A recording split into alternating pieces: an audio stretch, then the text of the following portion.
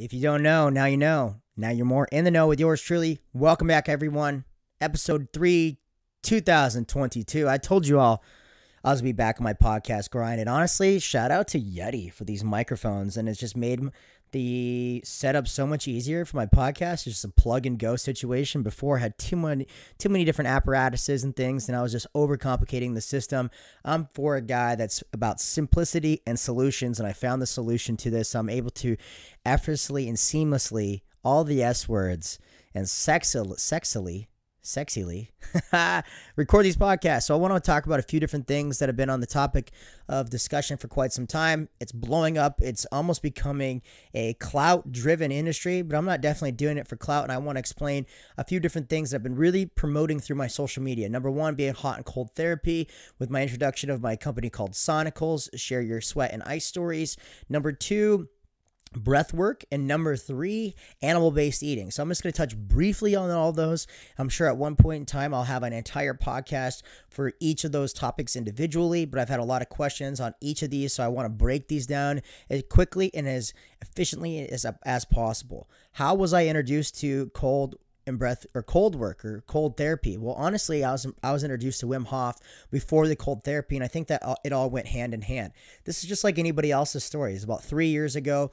I got introduced to this crazy guy named Wim Hof, and I watched his docu-series or documentary on Vice television, and I thought that it was amazing. I thought this guy was a complete and utter badass, and I just had gotten sober at the time. So it was like right as I got sober, I got introduced to the Wim Hof. I started doing the breath work, and it was like I could get high on my own supply, and that's what something that was like, woo, baby, I don't get high anymore off of substance, cocaine, marijuana, any of these situations anymore, so I'm getting high on my own supply, and I was like, man, I can get high on my own breathing.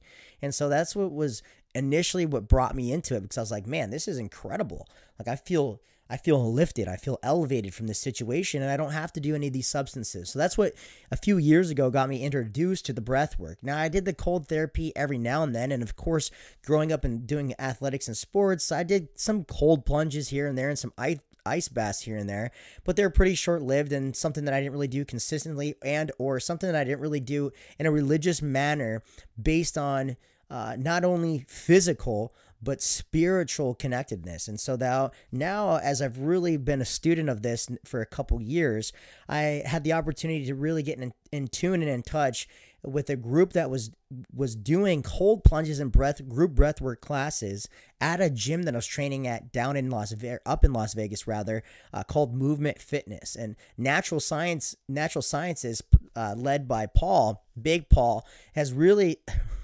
opened the door for me. And I can say that I can give so much gratitude for that entire group, doing the breath work on the Sundays and then also doing the cold plunges together on Sundays as well, has really ingrained or re-grained this whole situation for myself that I really wanted figuratively and literally go headfirst dive into. And it's the cold and heat therapy and the breath work. And the cold and the heat therapy has been something that's been more recent. I've always loved the sauna and understood the benefits of the sauna, understood that it's really such a detoxifying situation and increases red blood cell count and just a plethora of different benefits of the sauna. Well, I really shied away from the cold because I always talked myself out of why I didn't need the cold, why I didn't want to do the cold. And I really said, I don't need to do the cold while I can always do just the heat therapy, while I can just do the sauna. And then I started to realize and start to really be connected with this new information about how important the cold is, and started to see where instead of like this hippie gypsy modality of the cold therapy, that was the only thing that was available, was like Wim Hof and a few of the studies that he's done and whatnot, or a few of the personal studies that he's done through just experience. Now I'm starting to see this whole cold therapy and this plunge situation be met with actual science. Like we're talking Harvard, we're talking Stanford, we're talking clinical studies now matching this, what was once like this modality, this hippie gypsy far out there modality with getting into the cold and getting in tune with yourself, to now actually being benefited and being absolutely backed by clinical studies, which to me, I don't really need to know the data, but if you're a numbers person, if you're a science person, then it actually is connected. There's an absolute connection. I'm going to go over some of those connections in later podcasts and really like literally bring up the clinical studies and clinical data, like pointing towards the benefits of cold exposure. And everybody goes to inflammation and muscle recovery, but it's so much more than that. It's dopamine release, it's noradrenaline release, it's all these different releases that we're having in the body that is literally close to what you experience in drugs, sex, and if not even more, but the sustainment is much higher. And I'm going to go over that in later podcasts, but it's really cool to see the gap being bridged between this hippie type modality situation and clinical studies and data. And this is like this whole relationship being built between the two really allows you to say, okay, well, now it's actually being backed by science, and science is really showing the major benefits, so why not do it? So with that, as I've really gotten in tune with this, I'm actually healing something inside myself called idiopathic urticaria. This is chronic hives. So every day for the last 9 years, I have broken out with hives. Now I've gotten allergy tested. I've been to the doctor. I've gotten food tested. And all they wanted to do, of course, with anything is they wanted to give me pharmaceutical drugs for antihistamines. Well, what's happening in my body is that I have an overactive parasympathetic nervous system that all the time is releasing histamine, and that histamine shows up in hives. Many people have this in skin issues. I believe this is a combination of unresolved trauma from my back surgeries, as well as an infection that I had in my spine during my back surgery with spinal meningitis, and then the trauma that I had post back surgeries that is still unresolved. I believe that this is being stored in my lower spine, and then that has then led to this idiopathic, chronic, overactive parasympathetic nervous system that is releasing histamine all the time, and I'm getting these hives in my body. Now, I've tried fucking everything. I've literally tried everything, and they haven't worked. One thing that I've found myself having some relief and seeing my hives absolutely decrease and just being part of my daily regimen is the cold showers, number one, and the cold water full body immersion, number two. And I've really seen just a major change over the last handful of months with my outbreaks, how chronic they are, how acute they are, so meaning how long they last, how many days in a row, and how long they are lasting when they're lasting, as well as the severity of the hives. And I've absolutely seen them decrease. Now, I'm not a doctor. I'm just sharing my personal experience with the cold therapy.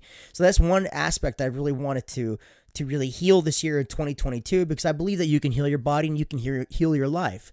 And that's one aspect of optimizing who you are. And I believe at the top of it is optimization of hormones. So I've done that. I'm beginning to optimize my hormones, not drinking, not eating processed foods, only fueling my body with the foods that are correct to my own physiological makeup, my own DNA, my own ancestral eating that is most beneficial to me, and how I can optimize myself on the daily.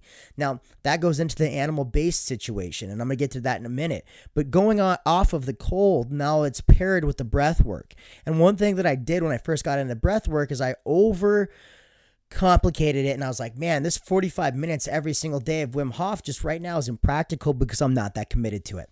And I found that being not committed to it was simply leading me down a path of not doing it. And if you felt that, you know something's good for you and you know you get the benefits, but it just is like, I'm not going to do it because it's too much. Many people talk themselves out of various situations that can absolutely save their life, and that's what I was doing.